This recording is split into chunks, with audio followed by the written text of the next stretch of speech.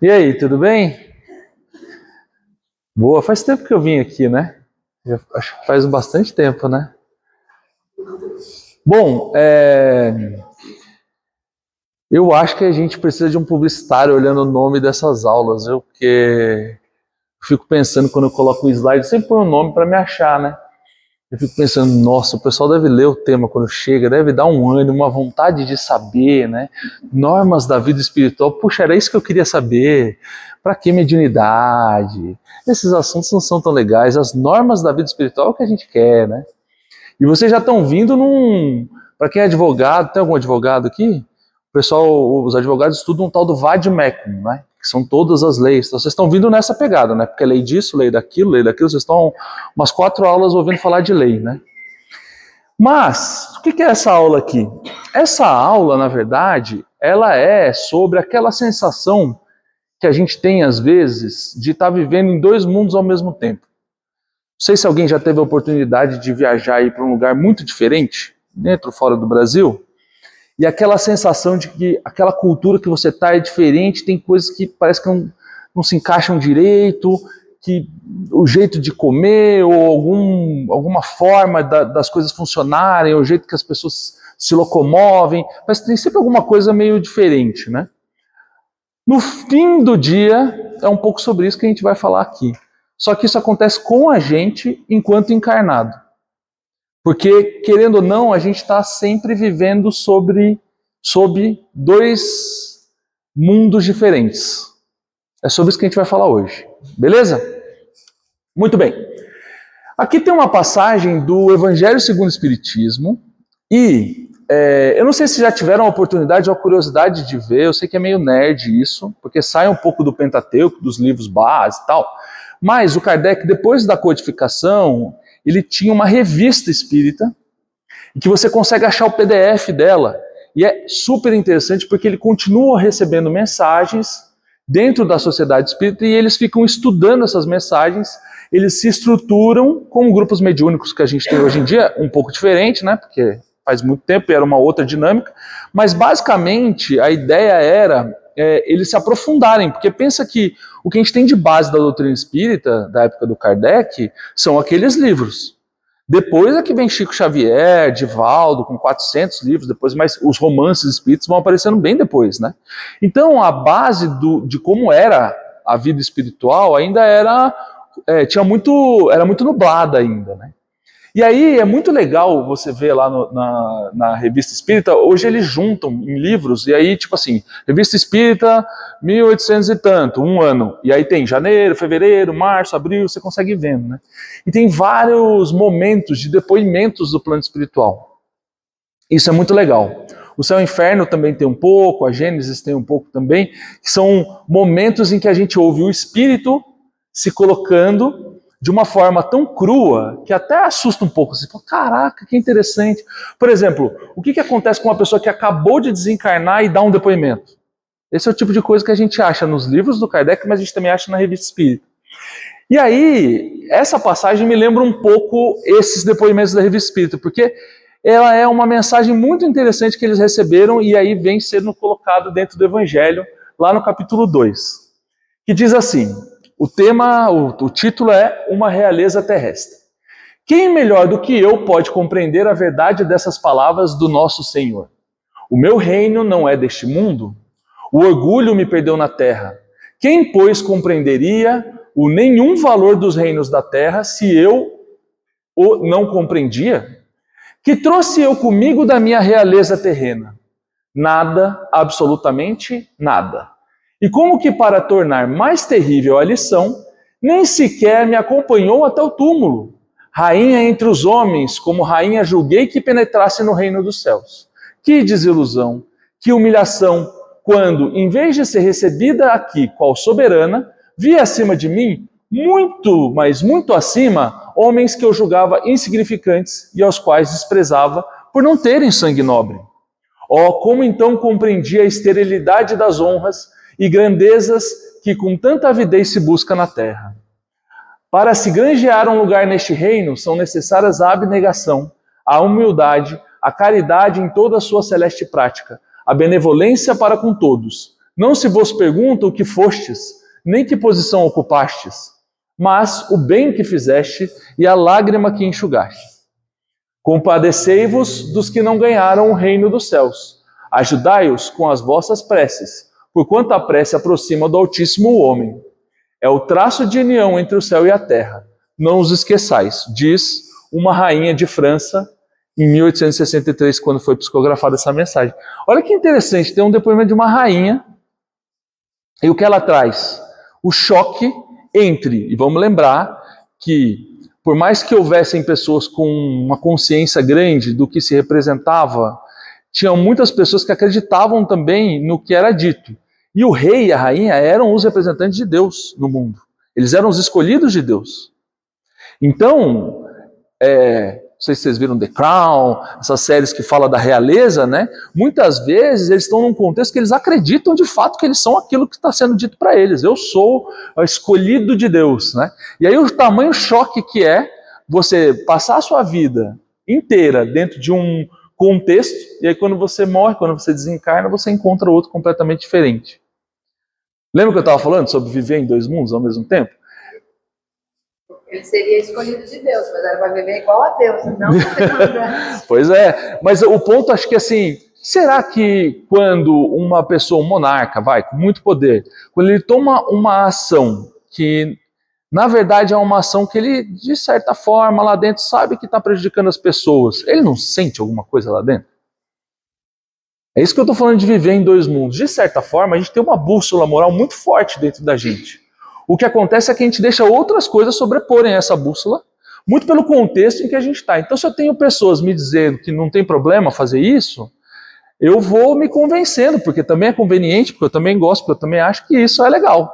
E aí eu vou tomando isso como algo que não teria problema de fazer. O princípio da reencarnação, a gente tem muitas vidas. Sim. Por que ela chegou lá e teve essa surpresa? Porque o processo, e aí vale a pena depois você, quem mais tiver curiosidade, ir acompanhando os romances, o processo do desencarne, ele não é desencarnei, lembrei de tudo para todo mundo e em todos os contextos. Esse processo ele acontece gradativamente, muito para que você também vá entrando em contato, porque a gente acaba de sair de uma vida em que ela toma muito do nosso psique, né? A vida que a gente acabou de participar. Então, é natural que você leve um tempo para se desfazer dessa memória mais forte. Na verdade, não se desfazer, mas de abrir a sua mente para receber as outras memórias também, né? Muitas vezes precisa de uma indução para isso, não é tão natural. Então, quando você leu, por exemplo, um André Luiz com O Nosso Lar, você vê que ele está apegado na figura de que ele é um médico, então que ele tem que trabalhar como médico. Ele faz uma transposição muito ingênua, né? Se eu era médico na Terra, é um pouco da realeza. Eu era médico, eu vou ser médico aqui e tal, e como assim eu vou limpar o chão? Né? Então, é comum a gente ficar muito apegado à última encarnação por um tempo. Tá? Isso pode acontecer. Boa. Aí, eu trouxe aqui... Acho que a gente pode aumentar um pouquinho. Eu trouxe aqui um vídeo de um cara muito interessante, e ele não é espírita, tá? Acho que isso é a primeira coisa mais importante. Já viu? Ah, legal. A gente vai aumentar um pouquinho, muito obrigado. Tem umas histórias muito legais. Vamos ver.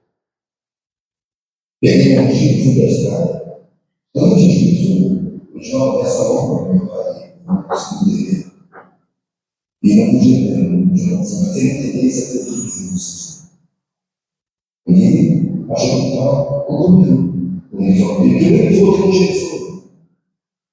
Eu falei realmente uma cara, a missão de também de sociedade, posição social, isso não se chama. É mais. Ele perguntou, no final, o que você quer? E a gente precisa pensar. Eu quero me interpretar. Eu acho que eu estou aqui, ciclo de ginásio, para ser antigo, o vai sair. Se o dia da vida fosse um juízo natural, isso vai morrer. Mas não vai, porque a gente devia fazer. Se o juízo não vai chegar, então esse é o objetivo da vida. Deveria ser correto. E aí chega um ponto que eu falei, eu vou dar um sujeito na vida. Ou eu vou encontrar, ou eu vou morrer no plano.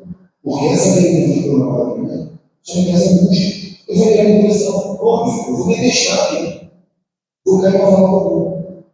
Dessa vez eu não vi que lancei essa sexta-feira de uma forma doente. E a depressão na segunda-feira.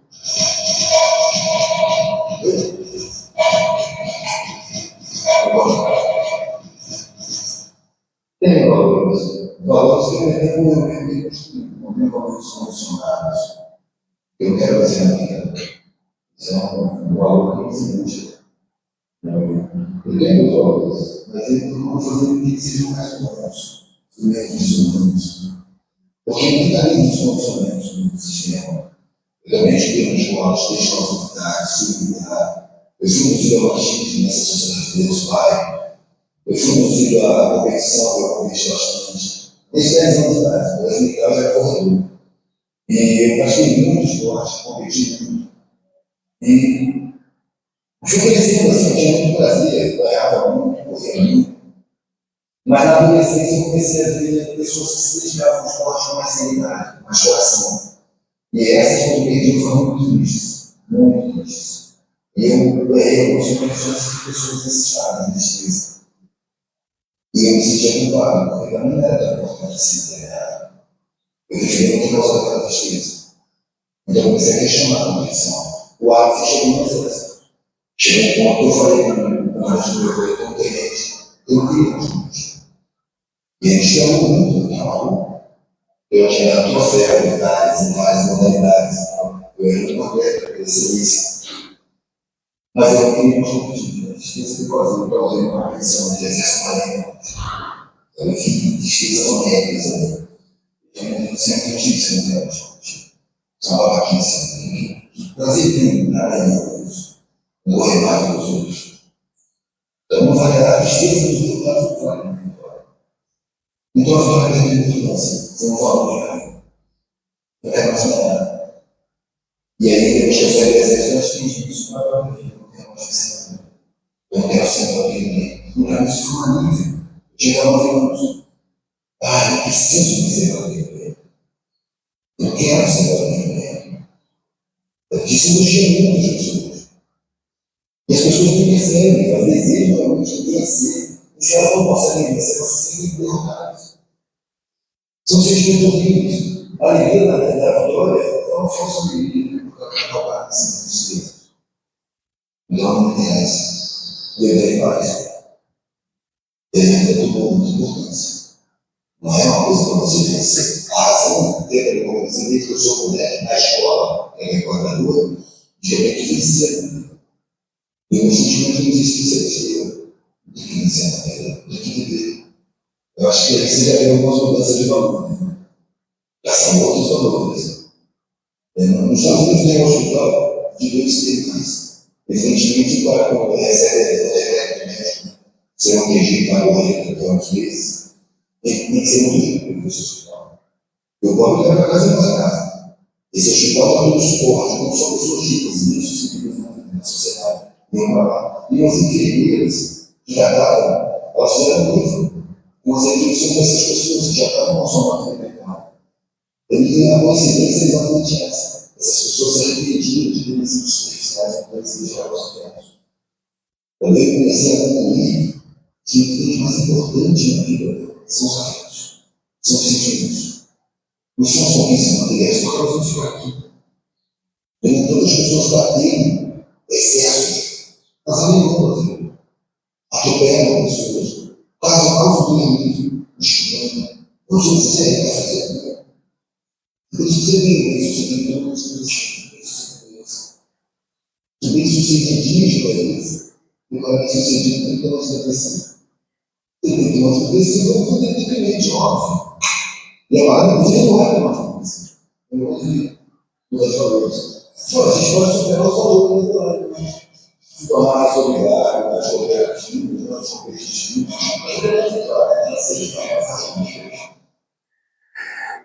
Não sei se todo mundo conseguiu ouvir, porque às vezes o som não fica tão bom, né? Mas é muito interessante como ele, muito rapidamente na vida dele, meio que hackeia o sistema. Ele Então, só fazendo uma recapitulação aqui rápida para quem não conseguiu ouvir tudo, mas ele, logo na escola, começa a perceber, ele corre muito bem e tal, começa a perceber que quando ele ganha, ele desperta uma coisa ruim nas outras pessoas porque elas ficam tristes e valorizam mais a vitória do que ele por si só. E aí ele vai fazer escola militar, etc. Ele continua ganhando e vai vendo que, cara, estou fazendo mal para as pessoas. E aí ele vai entendendo que esse conceito de vencer na vida não é um conceito que agrada a ele. E aí ele começa a questionar isso. E esse é um nível de desprendimento do meio, né?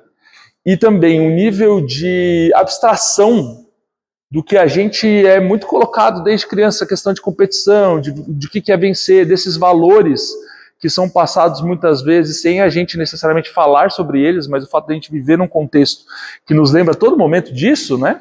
É muito interessante, porque não é tão trivial, não é tão fácil ter esse tipo de desprendimento e falar, cara, não é isso, estar bem com isso e repensar toda essa dinâmica, né? E aí ele traz a questão de um livro que algumas enfermeiras lá nos Estados Unidos escreveram, que trabalhavam num hospital de desligamento, né? As pessoas já estavam ali no processo de desencarne, já desenganadas, pessoas muito bem-sucedidas financeiramente. E aí, em geral, né, o que elas se arrependiam, o que elas mais falavam é que elas queriam ter se conectado mais com as pessoas, porque elas colocavam os bens acima das pessoas, né? Que é uma coisa que muitas vezes aparece na nossa dinâmica. A gente é um pouco forçado a fazer isso pela própria engenharia de como a gente se relaciona, quando a gente fala de ambiente de trabalho, quando a gente fala que tem competição, que não tem espaço para todo mundo, a gente sempre fica com essa sensação, né? Que a gente está devendo alguma coisa, tem que correr, etc. E aí isso acaba justificando um pouco alguns comportamentos que às vezes a gente se sente obrigado a tomar, mas ao mesmo tempo não sem um incômodo, né? Um certo incômodo. E aí quanto mais a gente passa tempo tendo contato com a doutrina espírita, que vai explicando também e dando nome para algumas coisas que a gente não consegue necessariamente sozinhos nominar ou mesmo entender, porque aqui a gente discute muito esses sentimentos, essas atitudes, a gente repensa, a gente reolha, essa contradição vai ficando mais forte, né? A gente vai ficando mais incomodado. Então, é legal participar do momento da fofoca. Tinha um pessoal que gostava de fumar, isso há muitos anos atrás, tinha um pessoal que gostava de fumar, né? E aí o fumar era na hora da fofoca. Então, até quem não fumava, no meu caso, eu ia também, para ficar respirando os outros fumar, para participar do momento da fofoca. Então, no trabalho, né? Então você vai percebendo que, aí você começa a questionar, você começa a falar, pô, mas é legal isso que eu vou fazer? Ah, não é, mas ao mesmo tempo é tão legal, mas isso não é certo, mas aí eu não tenho o convívio social, se eu não estou ali, eu não estou nesse grupo, se eu não estou num grupo, eu não me sinto parte. Então a gente vai se sentindo um pouco deslocado, né? Isso também acontece muito quando só eu comecei a escola de aprendiz do Evangelho na minha família. Então eu estou tentando mudar e o resto da minha família está em outra energia, e aí as ofertas continuam aparecendo, né, e a gente já começa a se repensar e falar, eu não vou participar disso, isso eu não acho tão legal e tal, e aí começa a ter até um questionamento, mas não vai participar? Como assim? O que está acontecendo? Né? Isso é porque a gente está num meio que ele vai meio que impulsionando todo mundo junto, a mesma coisa com a questão do meio ambiente, né? Parece assim, não tem fronteira, não é um país vai cuidar e o outro não, é um planeta só. Então, está todo mundo meio que indo junto para um colapso, né, de comportamento, de forma de ver o mundo, etc. E se a gente não dá 2 passos para trás e começa a pensar um pouco se o que eu estou sentindo dentro de mim não está conveniente com isso e eu deveria repensar minhas atitudes, eu estou adiantando um processo que fatalmente vai acontecer com todo mundo. Porque na hora que desencarna e não tem mais o meio material, você tira essa variável, só sobra a reflexão. E aí, por mais que a gente queira muito, muito, muito estar num lugar em que a gente se sinta bem no plano espiritual, como a gente quer estar num lugar que a gente se sente bem aqui, o que nos move lá não é só a vontade, é a consciência. E aí, por mais que eu tenha vontade, se a minha consciência me leva para outro lugar, acontece, eu vou trazer o André Luiz de novo, já que a gente falou do nosso lar rapidinho, o que aconteceu com o André Luiz, que estava lá em nosso lar, parecia muito legal e tal, só que ele tinha ainda uma preocupação com a família. E aí, daqui a pouco ele, porque eu não tenho mais o corpo físico. Então a minha cabeça vai para um lugar e eu vou para lá. Então, se eu tenho culpa, se eu tenho medo dentro de mim, se eu tenho coisas que eu não consigo ir trabalhando ao longo do tempo, é quase como se eu quisesse estar nesse lugar, mesmo que não me faça bem. Porque eu tiro a variável física e aí é só o pensamento que me leva para os lugares. E se eu não controlo o meu pensamento, né, a gente vai, simplesmente vai. Né? Então, esse tipo de reflexão ela é muito avançada. Né? No sentido de que é uma pessoa que não teve um cabedal de informação que a gente tem acesso aqui quando a gente fala sobre, né, olhar para si mesmo, etc. É uma coisa muito filosófica e genuína, né? E aí, quando a gente olha os dois, né, se a gente olha a rainha, a gente olha ele falando, a gente vê que no fim os dois acabam concordando, né? Em momentos diferentes, depois de encarnar, depois de desencarnar e antes de desencarnar. Então, essas reflexões são reflexões que vão ficando cada vez mais comum no nosso dia a dia, como eu estava comentando, e é natural que a gente vá se sentindo meio, poxa, só que a gente está num mundo em que a gente fica 24 horas por dia com dependência material. Então, eu preciso comer, eu preciso trabalhar, eu preciso dar conta da minha família, etc., que são coisas materiais me chamando. E aí eu tenho 2 horas de escola de aprendizes, um dia que eu estou fazendo um curso, um dia que eu venho aqui no centro, que são as conexões, às vezes que eu pego um livro para ler, que são as nossas conexões com esse mundo, né, que ressoa dentro de mim, mas que é um mundo que não necessariamente é o que eu vivo. Então, o desafio é enorme, não é simples.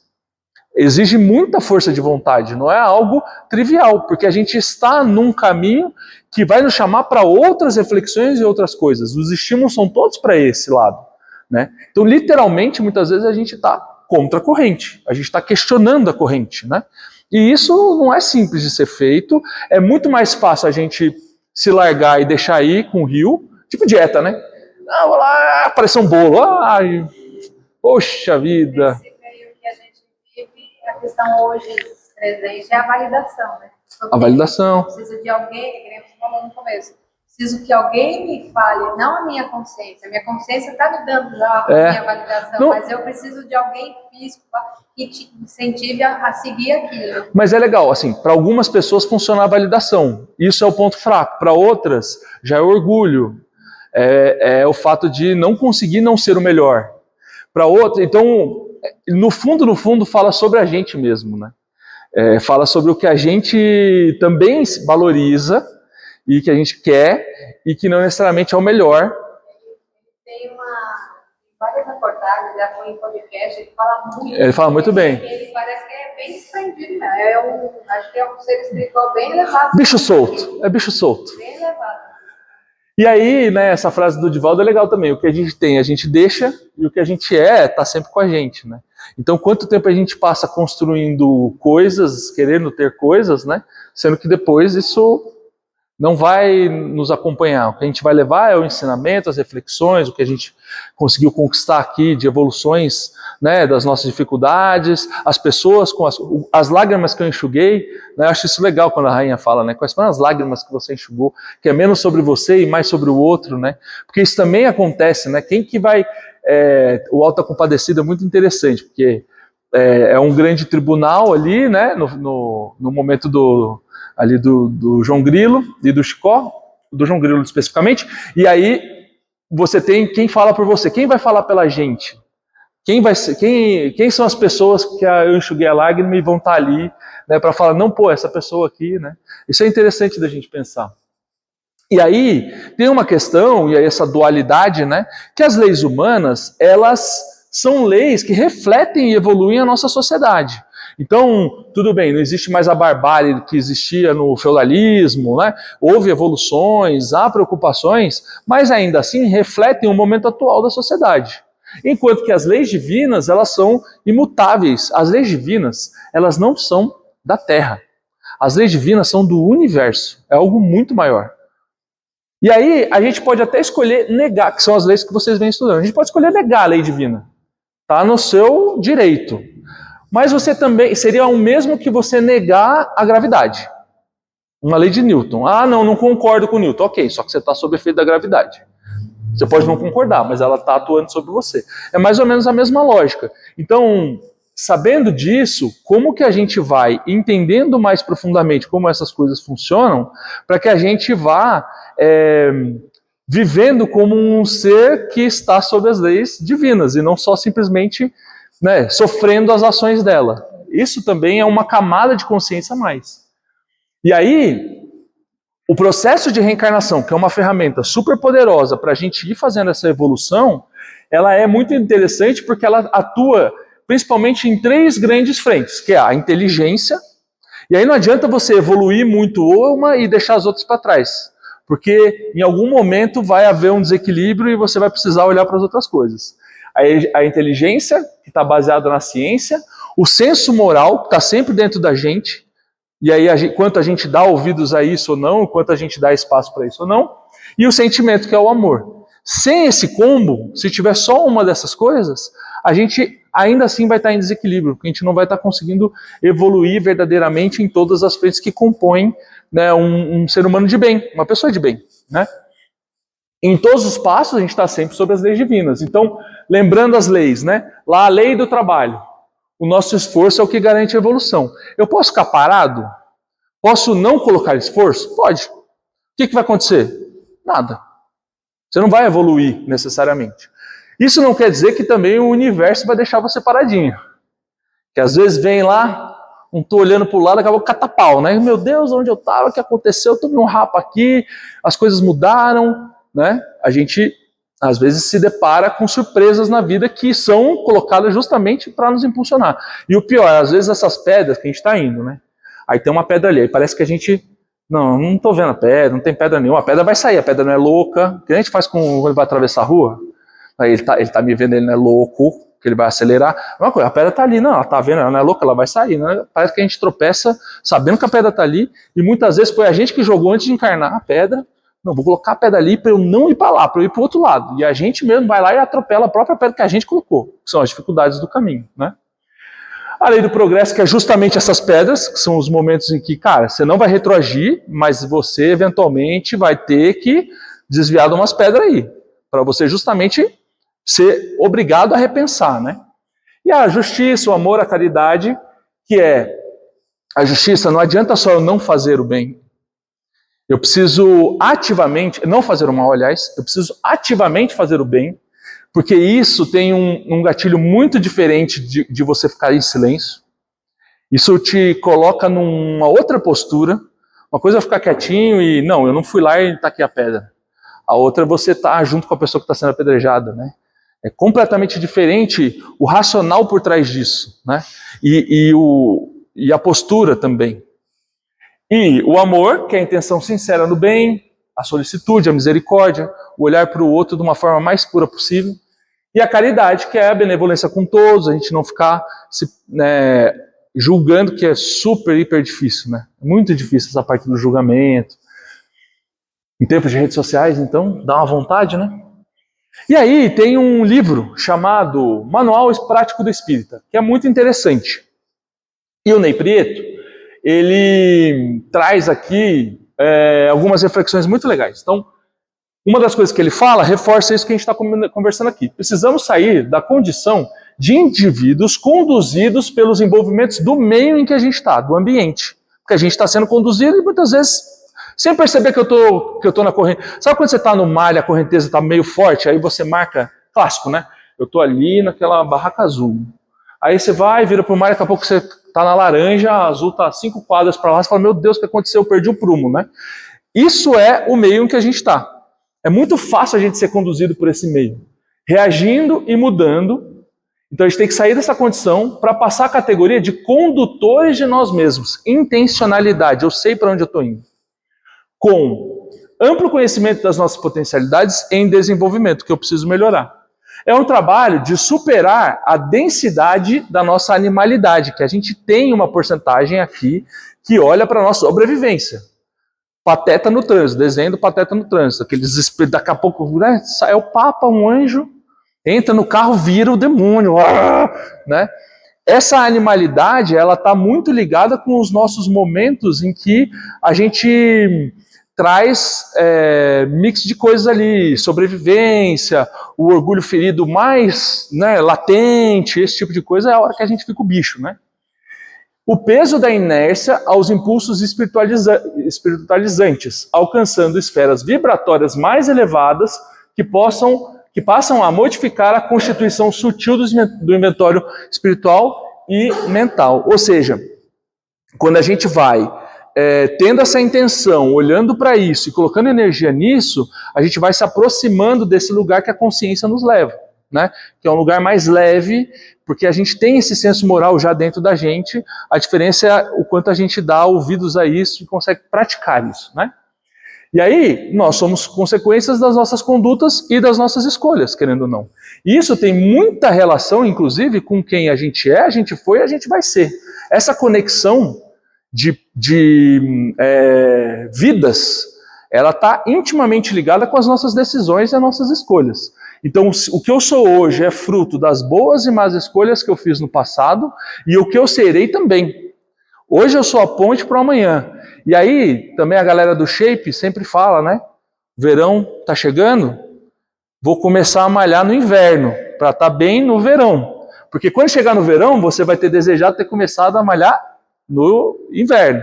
Não é isso? Então, esse investimento, que é um investimento muito difícil da gente perceber, porque a gente vive num lugar em que os estímulos de imediatismo são muito fortes, tudo o que a gente faz é muito estimulado, o celular, cada vez que eu passo para o próximo vídeo, é um pequeno estímulo. Na verdade, praticamente tudo, os jogos, as bets, tudo que está sendo ofertado, que tem escondido ali um super estímulo, de certa forma está nos dando pequenas recompensas rápidas e sem muito esforço. E aí a gente não consegue perceber tudo que tem um esforço um pouco maior, porque não é imediato. A gente vai fazer o esforço, a gente não vai perceber agora. É uma coisa que você fala, mas como assim? Você está falando que eu tenho que entrar numa... O símbolo da escola é uma escadaria sem fim. Tem símbolo mais cansativo do que esse, né? Eu olhava e falava, não tem fim a escada. E é isso? E ainda vão falar, não, e aí você vai andar meio degrau cada 10 anos. Eu falo, não tem uma escada rolante no canto? O elevador mais rápido. Meio degrau por existência. Pois é. Nada me deixou mais feliz quando eu fui no Cristo Redentor e eu descobri que a escada lá era rolante. Diferenciado, você fala, que delícia. Até uma parte, depois tem... Mas enfim, é isso, a gente quer sempre a preguiça. Inclusive a preguiça é a mãe da criatividade. As melhores invenções são preguiçosas, né? Controle remoto, ventilador, tudo que a gente tinha que fazer com a mão, tem que ir lá apertar o botão para mudar a TV. Mas enfim, porque a gente é preguiçoso no fim, a gente quer a recompensa fácil, a rápida e tudo mais. E o Espiritismo acaba sendo parte essencial disso porque ele traz consciência, responsabilização e também o caminho para a gente seguir, baseado em Jesus, e isso traz intencionalidade. A gente passa a ver aonde a gente está e ser mais crítico sobre isso. Por isso que o problema não dá para desver. Então, se você já sabe, não dá para fingir que não sabia. E isso traz a gente tira um véu, uma consciência que é impulsionadora, mas dá um medinho, né? Você fala, era tão bom quando eu não sabia, eu podia fingir que eu não vi, agora eu sei, então eu tenho que fazer alguma coisa sobre isso, né? E aí é muito legal, porque lá no livro do Ney Preto, Manual Prático, ele faz algumas reflexões. Então eu vou convidar vocês a fazerem essas reflexões, são perguntas de resposta de cunho íntimo, tá? Não é um teste aberto para vocês responderem em voz alta. Mas reflitam sobre as perguntas. Então eu vou fazer as perguntas aqui, vão pensando sobre as respostas, tá? Vou dar um pequeno tempo e vou fazendo as perguntas. Você acha que o conhecimento de si mesmo é a chave de melhoramento individual? Sim, não, sem ideia formada. Acredita ser conhecedor de si mesmo em profundidade suficiente, podendo assim identificar os seus próprios impulsos? Sim, não, superficialmente.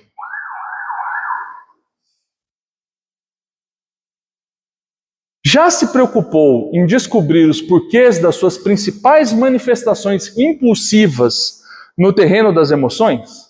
Sim, não, raramente. Refletir sobre si mesmo e autoanalisar-se é difícil? Sim, não, sem experiência.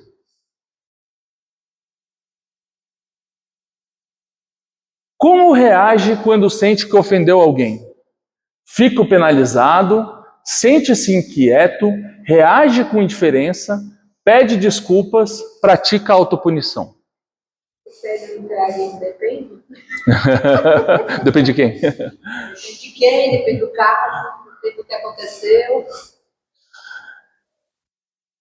Entristece-se ao constatar no seu íntimo, por vezes, sentimentos fortes que não consegue dominar? Sim, não, indiferente.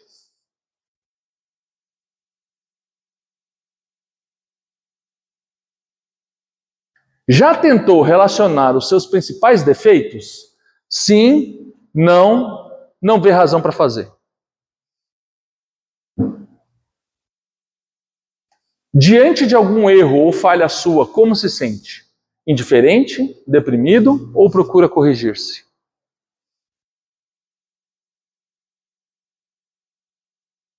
Já sofreu alguma dor profunda ou passou por período de doença que lhe tenha feito mudar os seus hábitos ou corrigir algum defeito? Sim ou não?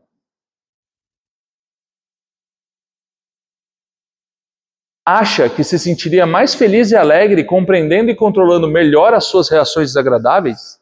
Sim, não ou indiferente? E aí, acho que tem aqui um ponto interessante, que é fazer também um paralelo sobre como vocês responderiam essa pergunta há 3 anos atrás e como vocês respondem essas perguntas hoje. Muito provavelmente tem diferença de respostas. Não quer dizer necessariamente que a gente não tenha as reações, mas as respostas já são um pouco diferentes. O que vocês acharam do exercício? Como foi? Não precisa dizer o que respondeu, só o exercício por si só. Interessante a reflexão. Então, você reflete, assim, é que nem se falou. A minha visão de tempos atrás era uma resposta, eu conseguia ver isso, claro. E hoje já eu procurei uma outra resposta, por causa da consciência que eu estou. A reforma íntima entrou aí nessas. Nós somos todas perguntas intuitivas, né? A gente era há 3 anos atrás, né? No começo do curso aí, até agora, com certeza a gente muda tudo, né? A gente pensa uma coisa tal, aí vai estudando, né? E aí, com certeza, a gente vai mudando, né? As nossas opiniões, né? Vai mudando, vai tendo mais peso, né? Das nossas consequências. A gente vai refletindo mais, né? Então, isso é muito bom. Legal. Mais alguém? Eu acho que a evolução, né, ela vai de acordo com os seus conhecimentos, principalmente pelos seus sofrimentos, por aquilo que você errou, e não por aquilo que você acertou. Então, como você falou do André Luiz, tem uma passagem que ele pede para a mãe que ele queria conhecer onde a mãe estava, que ela estava mais evoluída. Aí ela falou que não poderia, mas em sonho, ele passou por um barqueiro, né, atravessa o rio, aí ele vai estar com a mãe num tipo de um jardim. E nisso ele pede para ficar no colo da mãe, para deitar no colo da mãe. E nisso ele falou que queria sentir isso de novo, né? E a mãe começa a chorar. E começa a falar assim: filho, eu tenho um amor perdido por você. E ela começa a sentir aqueles sentimentos, né? Porque eu acho que conforme a evolução de passagens que você tem, o amor, a verdade, elas mudam muito, né? Você vê através do livro dos mais evoluídos. Então, ela falou assim, ela começou a sentir aquelas emoções terrestres, né? Então, ela se bloqueia, ela falou assim, eu não posso ter esses sentimentos, não posso voltar atrás, né? Então, isso mostra para a gente que há um paradigma para frente. E ele também fez ao contrário. Quando ele foi para a casa dele, se revoltou porque tinha um cara lá que estava morrendo, ele queria que morresse logo. Mas ele foi com o brau, né? No mesmo instante ele foi com o brau, ele foi sentir o sofrimento que ele sofreu aqueles 8 anos. Aí ele volta, o raciocínio volta, Aí ele falou assim, não, quando o pai se alegra, minha família vai ficar alegre com ele, vai ajudar. Aí começou a tentar ajudar, ele pede até ajuda, né? O Nazário pede aquele que pode colocar na água para que no dia seguinte o cara melhor. Então, quer dizer, a gente vê os dois lados, né? Sim. Em momentos diferentes. Então, isso é a nossa vida. Então, conforme você vai tendo conhecimento, vai sentir as suas emoções, vai melhorando. Você vai tendo, assim, você que nem aquele rapaz lá, o que ele teve? Ele teve empatia. Ele se colocou no lugar dele. A gente não faz muito isso. Então, tudo o que ele demonstrou na vida dele, que ele sentia empatia. Sim. É um cara empático. É verdade. É um cara empático. Então, ele viu a tristeza do outro e falou, eu não posso me comprometer em fazer as coisas que seja bom para mim, que eu possa fazer tristeza. É difícil ter pessoas como essa, mas são pessoas mais evoluídas, é claro. Então, quer dizer, Deus fez um negócio perfeito, colocou nós todos aqui, né? E como aquela rainha, ela fez uma coisa que eu acho que Deus coloca as pessoas no poder, são pessoas especiais para o poder. Sim. Mas aqui chega 80% a 90%, dizem alguns livros que eu li, a pessoa fracassa. É muito difícil, né? Porque a sua responsabilidade é muito grande, porque a consequência das suas ações tem um raio maior, né? Quando você pensa numa pessoa que tem um político, o raio das suas consequências a todo momento ali, a contração de débito tem um potencial de ser muito maior, né? Muito mais rápido. Esses políticos todos do Brasil, vamos falar do Brasil, todos eles foram colocados para resolver o problema. Só que eles... Agora, nós não teríamos capacidade para ser um político, mas eles teriam uma condição a mais para ser isso. Nós teríamos outras condições, né? Então, é que a maioria fracassa. O Wagner praticamente resumiu a aula até aqui, né? Lá da rainha trouxe todo, mas é verdade. E aí, um ponto para a gente refletir, e quando eu tive esse estalo sobre a materialidade, né? Quando a gente tira a materialidade da equação, pensa como a gente reagiria numa situação em que se o pensamento é a ação, que não é o nosso caso, a gente pensa e a gente tem um tempo para ação. Então, se o pensamento é a ação, quantas as vezes a gente resolveria as coisas com a violência? A gente para a violência entre o pensamento e a ação. A gente fala, não, eu não vou, né? Se eu não tenho mais essa diferença, porque no plano espiritual tudo é assim, como que a gente ia resolver as coisas? Normalmente, ou com violência, ou com agressividade. Se eu vou falar um palavrão, vou xingar a pessoa, e aí eu paro um pouco antes, é porque o pensamento me ajudou, né? Mas o primeiro pensamento qual foi? Por isso que não basta não fazer, é não pensar. Mas essa tá de brincadeira, né? Não pensa numa vaca, já era. Já pensaram na vaca. Porque o pensamento é muito rápido. Então esse caminho, é porque a vaca é inusitada, entendeu? Aí é mais fácil de ser. Mas o caminho é muito complexo. Por isso que e por isso que não adianta o André Luiz ir lá. Porque muito provavelmente ele não vai alcançar essa discussão que a gente tem sobre felicidade, ser alegre, etc. O conceito de ser alegre dos espíritos mais evoluídos é muito diferente do nosso. Eles conseguem, vendo tanta tristeza, tanto sofrimento, ainda assim, ser espíritos puros. Entender que cada um tem a sua trajetória, que eles passaram por isso, etc. É como a gente vê uma criança hoje, a gente vê um bebê, a gente fala, deve ser difícil ser bebê. Já não me lembro mais, faz muito tempo. Mas é um processo. Uma criança que faz uma coisa, cai, na hora que vai correr, corre todo estabanado, bate, tá vendo que vai bater, bate, e a gente aqui fala, pô, eu falei que, né, só faltar. Mas não adianta, porque olha a diferença de entendimento do mundo que a gente tem com a criança. É a relação do plano espiritual superior com a gente. A quantidade de camadas, quando a gente fala de categoria dos mundos, essas aulas assim, a quantidade de camadas que tem é muito grande. Mas vamos lá. Então, isso reflete o mundo que a gente vê. O pensamento, a palavra e a ação. Então, a gente vai trabalhando de trás para frente. Primeiro a gente trabalha na ação, depois a gente trabalha nas palavras e depois a gente trabalha no pensamento. Idealmente, a gente nem pensa, mas isso aí é um caminho, né?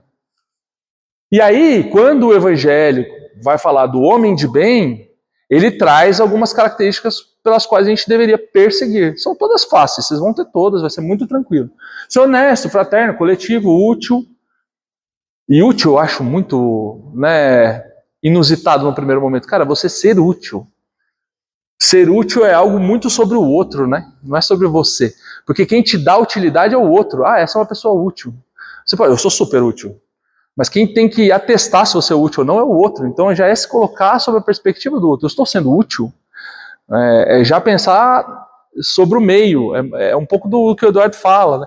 É mais do que só o que eu penso sobre mim, né? E perseverante, porque afinal vai ser difícil ser perfeito, né? A escadaria é longa. Além de estudar o evangelho com o cérebro e senti-lo com o coração, porque é o pensar e é o estudar e o colocar em prática. Não é só uma coisa ou só outra. Lembra da tríade que a gente falou lá no começo, né? E aí tem essa passagem super célebre do Santo Agostinho, que é fazer o que eu fazia quando vivi na Terra. Ao fim do dia eu interrogava a minha consciência, passava revista ao que fizera e perguntava a mim mesmo se não faltara algum dever, se ninguém tivera motivo para se queixar de mim. Alguém tem motivo para se queixar de mim? Essa é uma pergunta. Aquele que todas as noites evocasse todas as ações que praticara durante o dia, inquirisse de si mesmo o bem ou o mal que houvera feito, rogando a Deus e ao seu anjo de guarda que o esclarecesse. Grande força adquiria para se aperfeiçoar, porque crede-me, Deus o assistiria. Ou seja, esse exame de consciência de alguém tem que se queixar de mim todas as noites já é um impulsionador do nosso próprio pensamento, da nossa própria revisão de consciência, né? E aí, como é que a gente resiste aos nossos próprios impulsos? Esse é o desafio.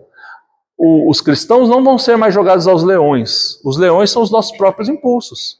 O mundo evoluiu como mundo, como sociedade, a gente não está mais naquele momento, né? E há um mérito nisso. Mas, ao mesmo tempo, os leões estão dentro da gente mesmo. A gente tem que olhar para isso, né? Se a gente não muda de dentro para fora, há um movimento também de fora para dentro. Tem esse grande impulso que é feito. E uma coisa que eu sempre gosto de refletir a gente fala muito, o Espírito fala muito do mundo de regeneração. Vem aí, parece que é uma festa que a gente está esperando a data chegar, né? Só que não avisaram que quem vai organizar a festa é a gente.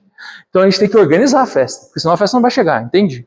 Não tem festa. Não é uma coisa que a gente vai participar chegando no dia. A gente vai construir isso. Se a gente não fizer parte da construção, a gente não vai ter ou a gente não vai estar. É assim que funciona. Então, há uma consciência coletiva, há um grupo de pessoas que está indo contra a maré. E o convite é para que a gente também vá. E elas não são só pessoas espíritas. São pessoas que nem se tem religião, de outras religiões, mas há um grupo indo contra a maré. É que é um grupo, não necessariamente, né, que tem uma comunidade no WhatsApp ali, que está todo mundo se falando. A coisa está acontecendo. Mas tem. E aí o ponto é que é muito individual essa caminhada. Quanto que a gente está conseguindo participar disso, né? E, por onde que a gente começa? Vamos lembrar dos apóstolos. Como que os apóstolos começaram? Quando Jesus morre, é barata voa, tá? Não é organização, vamos fundar um centro espírita, junta aí, foi. E agora, o que a gente faz? Meu Deus, porque primeiro, muitos deles nem acreditavam que era possível Jesus morrer. Porque a ideia é que ele ia entrar lá e acabar com os romanos. É uma ideia parecida com a do Moisés lá, né? Dos judeus. Então, quem estava mais centrado era Maria de Magdala ali, para começar. Que Jesus aparece para ela primeiro. E aí, esse barata voa foi... O que a gente vai fazer? Eles se separam, e aí um grupo fala, quer saber? Vamos fazer caridade. Pense que você tem o peso de levar a palavra do Cristo. Então, se fosse fazer um planejamento, talvez hoje a gente precisa redes sociais, né? A gente precisa sair aí, contar para todo mundo. E aí, o que um grupo mais eficiente fez, depois de Paulo, que aí Paulo sim, mas Paulo nem conheceu Jesus, mas Paulo sim faz um trabalho forte de divulgação. Eles falaram assim, cara, a gente vai colocar em prática. A gente vai abrir uma casinha aqui, no meio do caminho tinha uma casa no meio do caminho, mais ou menos perto de Jerusalém ali, e a gente vai cuidar das pessoas que estiverem passando e falar para elas o que a gente aprendeu. Pequeno. Mas o impacto disso na vida deles e na das pessoas, gigante. Tanto que incomodou o templo, foi um Deus nos acuda, os caras se movimentaram, né? Por quê? Porque vivia de verdade, não precisa de coisas grandiosas, vivia de verdade ali, né? É isso. Normas da vida espiritual. Que nome, né? Mas na verdade é de muitas outras coisas. Certo?